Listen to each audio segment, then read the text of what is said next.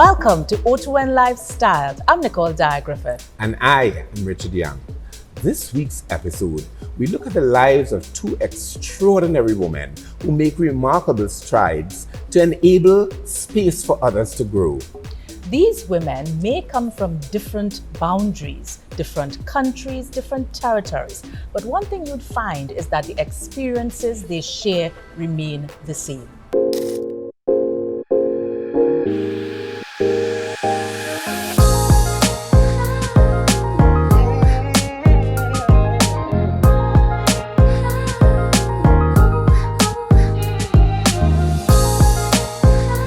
Vanda Neale Gardner is an extraordinary Trinidadian woman based in Antigua. She uses her creative prowess not only to make space for herself, but make space for other creatives.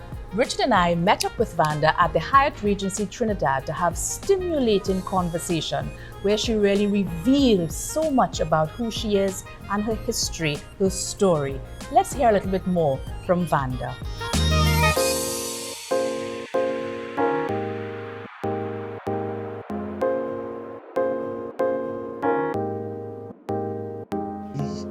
As an 8-year-old, I remember walking around the yard and I would pick up little things like pebbles. I would pick up broken glass that has been weathered, and always find a way to create some form of jewelry. That's where it started. And then when I met Jackie Kuhnhau, she told me, you're just so beautiful, and the way you style yourself, you need to become the wardrobe mistress. And that's what I did. I was the wardrobe mistress at a very tender age. I was probably like about 18 also when that happened. Not knowing what was happening, I always had this habit of taking my father's clothes and wearing my mother's clothes. Like I'll take my father's suits, put on the pants, roll up the bottom, roll over the top with a belt, throw on a shirt and a jacket, always. So it's really something that from small, but as you said, I did not really identify it at first. Is as I got older, I realized that I had a knack for it. Growing up, things weren't necessarily good with us as a family, and my move was considered drastic by my family, moving away from home. Of course, I experienced culture shock. The adjusting was terrible. It was terrible. Me being around and wanting to fit in, it was a challenge. But then I went to one of their festivals that they had, the Carnival Festival. I went to a show, and I became very interested in pageantry, and I kind of wet my foot in it maybe like a year or two after, and I think that's where it took off. But it wasn't necessarily easy at all. It's really been a challenge. It's consistently a challenge. I always have to regroup and, try to rebuild myself every single time. You have to be very focused. You have to know what you want to do. You have to love what you do. And that has been my driving force, always wanting to be successful, to be, just great. And I kept very, very focused as what I did. And that's why I think I am where I am today. Well, my mom, having to leave her, it was hard. And then getting there and, you just have all these things coming at you, constantly being reminded that you're not from the space. That was hard. Having to to fit in, having to work for less, having to make things happen, with working for menial money, trying to do menial tasks to survive. But my driving force was always to do better for my mom. That was it. I always wanted to provide for her. And I think that was my driving force, and that's why, I was so focused and so determined. So whatever came at me, it really didn't matter. I just wanted to achieve that goal. And I did, and I'm happy about it, happy about the move. Before I used to doubt myself a lot, but not anymore. I knew it was for a reason, and people say that nothing happens without a reason. And I think that was my purpose. being there. And also I see with my life, I tend to affect a lot of people in a positive way. I always question it because my life is not perfect, but somehow I'm like, I won't say an angel, but like a magic wand to a lot of people. I've affected a lot of young people in a very positive way. So you find a lot of times they would come to me when they're down, and I'm always being a support system, you know, although sometimes, you know, I'm going through a lot, but still being able to be there for people. And I just feel that that's my purpose. That is definitely my purpose in life. I'm really sorry about this, but I had to go to work and it rained a lot. And I was like, I don't even know if I could make it because it was just like one of those freak storms. And I remember her saying to me, why are you not going to work? I said, Mom, I can't, it's raining, you know, and I don't have an umbrella. And she was like, you are not supposed to focus on the rain. You are supposed to focus on the drops that touch you. So you find a way to get out there. You don't have an umbrella, take something and throw on your head, but you need to go. She was always a very positive woman. My mom, she went through a lot of abuse with my dad. That was terrible. I come from a household with only girls. We didn't have a brother there, you know? So my father was the only male presence in the home, but he was very abusive. And I had to deal with that. I had to man up. I think my mom, she raised alpha females. You know, the way she taught us, the things that she would say. Sometimes there was nothing to eat. I would go to school without money. I would go to school without food. Nobody knew. We would leave the house with raggedy clothes. I understand what it is like to wear hand-me-downs. I know what it's like because, you know, clothes would pass from sister to sister. We would leave that house and people would always admire us as a family and they thought everything was perfect. Nobody knew that we didn't have anything to eat. Nobody knew. But I remember Mom counting up coins in her little coin purse. And she would tell me, just go to the little Chinese shop down the road. So I would run through this little track at the side of our house, head down to the Chinese shop. And you know, you could buy like a 2 pound of flour, a little pint of oil and that sort of thing. And she'll always make us fry bake. That time, saltfish wasn't Mr. Saltfish. So you could get your little saltfish and she would roast that saltfish. We put it in the fry bake. She would take, what do you call it? A pack of Lucasade and stretch that with some lime, you know? And that's how we live and people didn't know that. You know, she tried her best to mask what was really going on. And I think growing up in that situation, that's the kind of woman I am now. You know, there's a lot going on, but you mask it, you know, so she left a very good legacy and I see it in my nieces as well. You know, they have the same alpha female kind of mentality, you know, they're very driven and yeah, I would say that's her legacy. That's what she left us with, you know. Such a passionate individual in everything that she does. Absolutely, Richard. It took everything from me not to join her in shedding those tears, but those were tears of power, really, more than tears of pain. Well done, Vanda. More on O2N Life Styled when we come back.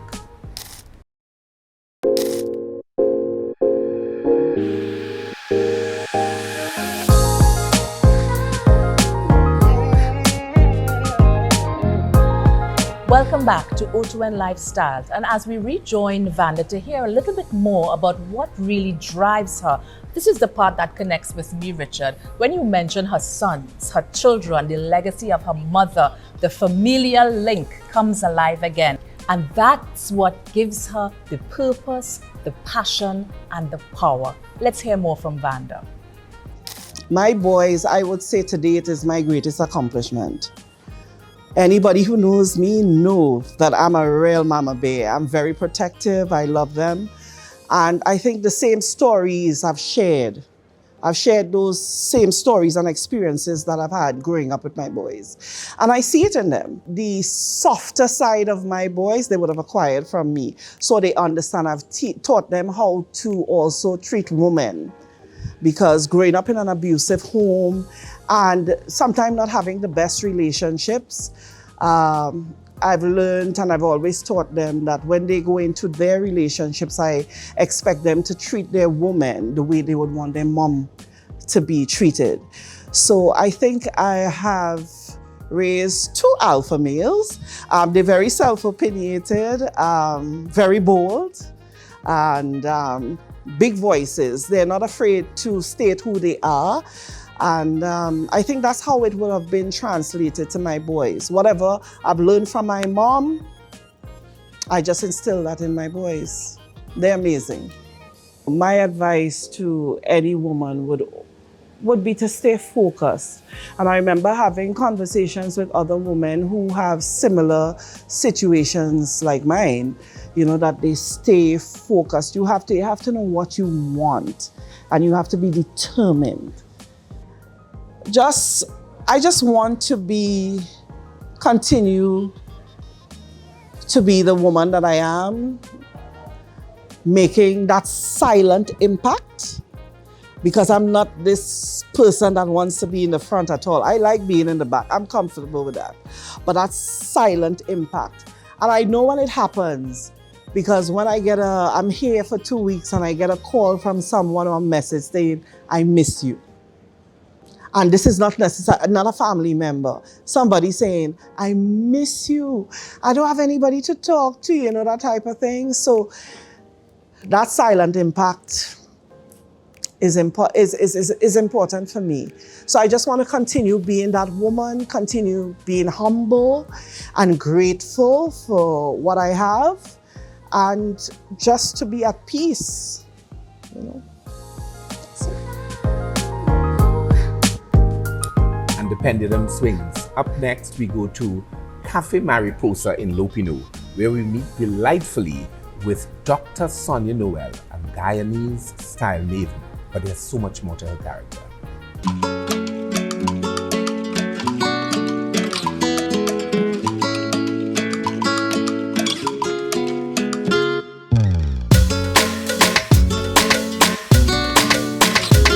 Dr. Sonia Noel is well known not only in her area of Guyana, but throughout the region and the world as a woman who continues to empower others and embodies just that sense of absolute pride in her divine femininity.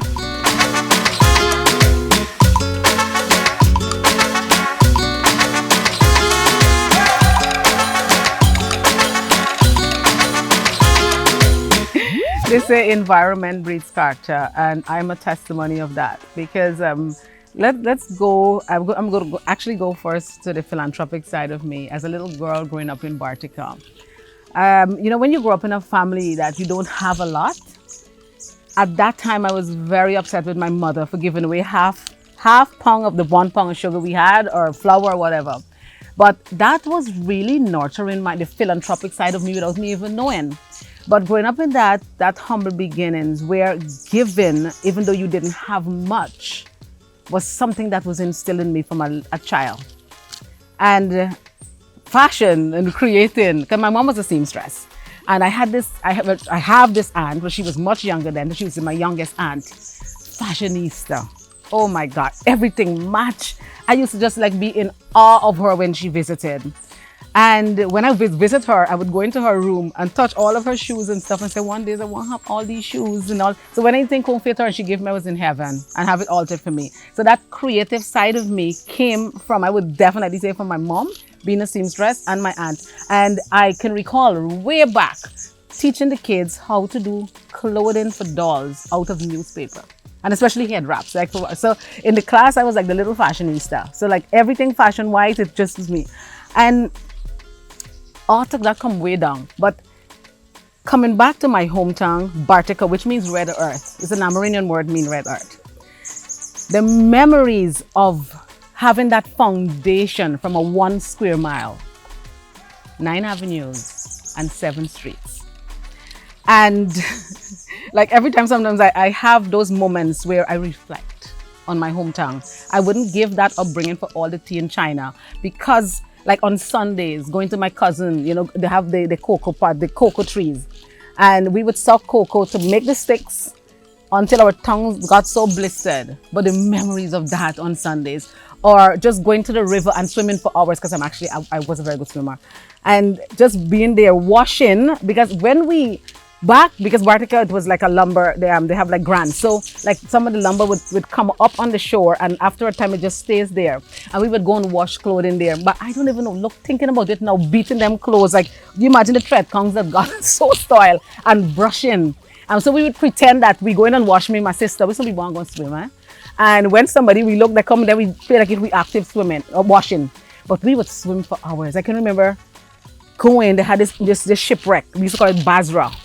And I would go into it and go to the top of the ship and plunge right down, swim again and come back. Oh my God, it's like I'm feeling it now. And that humble beginning, we didn't have phone and all them kind of thing. We didn't even have land phone, much a cell phone. But playing Red Rover, Dog on the Bone, Saul, and oh, it was so rich. Being in that little village, it's now called a town, the upbringing, I would not trade it for all the Team China, because everybody was family. Everybody looked out for you. And that was just a little piece of who she is, Dr. Sonia Noel. More when we come back.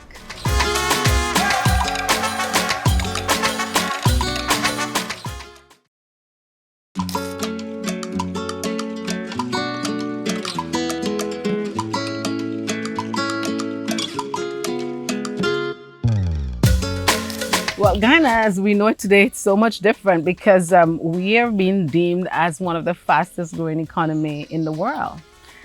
And I mean, when you are actually there, you really don't feel what you're hearing, because it's like, and especially when you deal with just the man in the street, or, you know, people in your surroundings, because it's like when you read the headlines, it's like, am I living in the same country?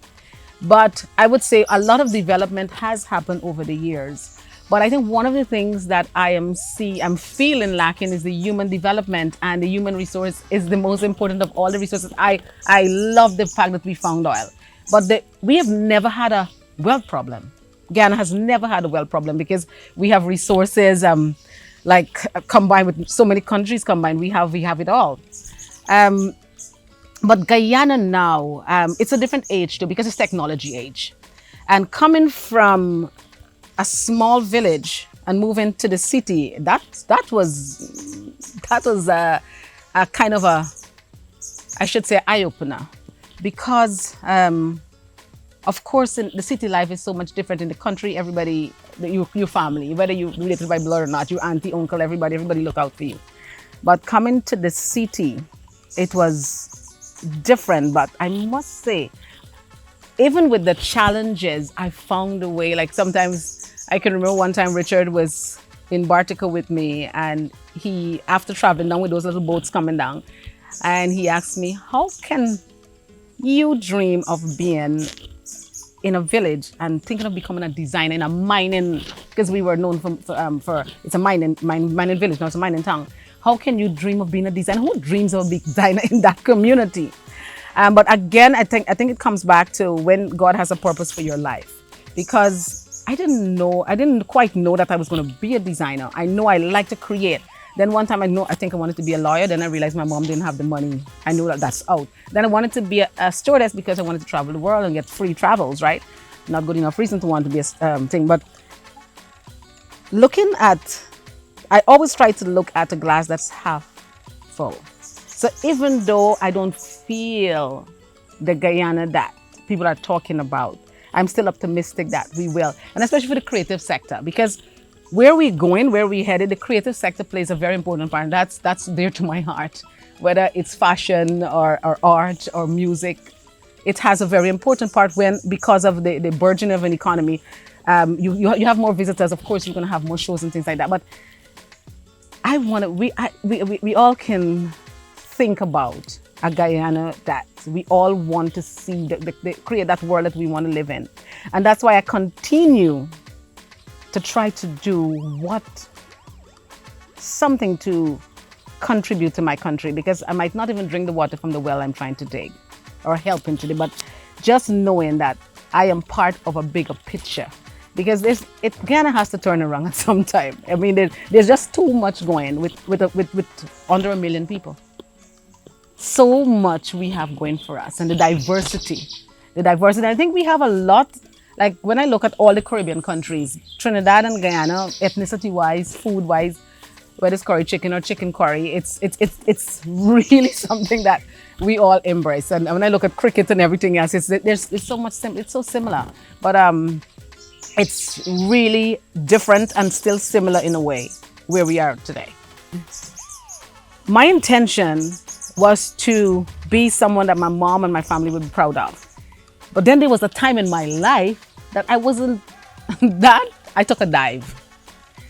And getting out of that sometimes can be very difficult because, I mean, coming to living in this town where everybody look at this girl, I started modeling and having so much like dream for this girl.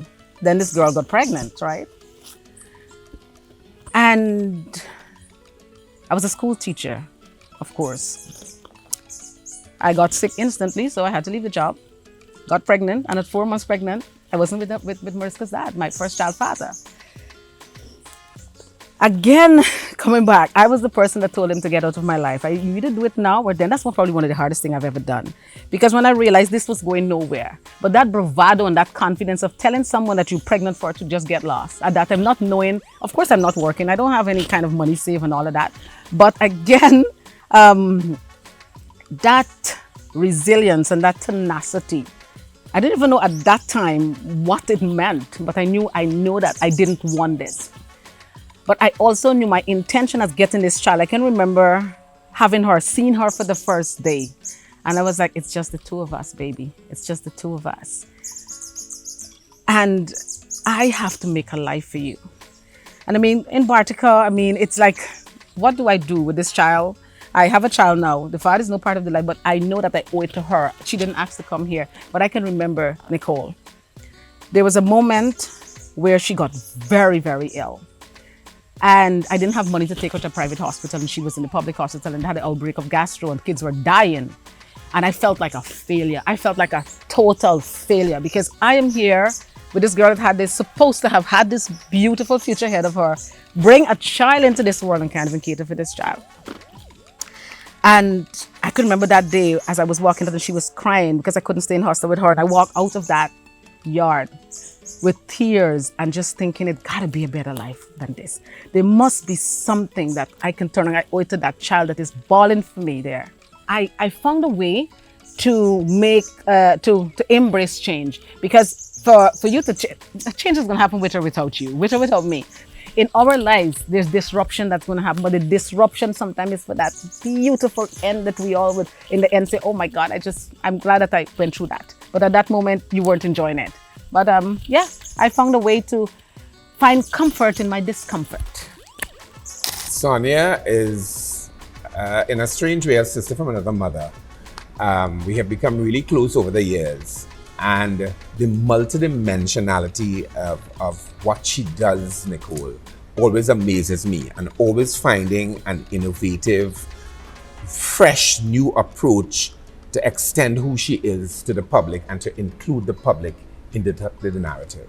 You know, the thing about it, Richard, one of the things, there is something called feigned authenticity, where many people who purport to present themselves as motivational, inspirational, when you rip the layers, there's something that's not real, that's not authentic behind who they pretend to be. And Dr. Sonia Noel is that actual, authentic human being that after you go beyond and behind each layer, there is no facade. What you see is what you get. And what she brings to the table is that true spirit of fight and purpose and drive. And you really noticed that when she started to share about her background. And I had a look, I glimpsed across at my assistant, Anya, and I saw tears in her eyes. Yeah. So I said, aha, we're doing something right. This is exactly what is supposed to happen. When people hear these stories, this story resonates with them at a different level. And that is who she is, and that is what she has been doing, Dr. Sonia Noel. You would have seen the direct connection between Sonia's experience and Vanda's experience. They spoke about experiencing things from childhood and how those perhaps traumatic experiences would have shaped and framed the trajectory for their lives.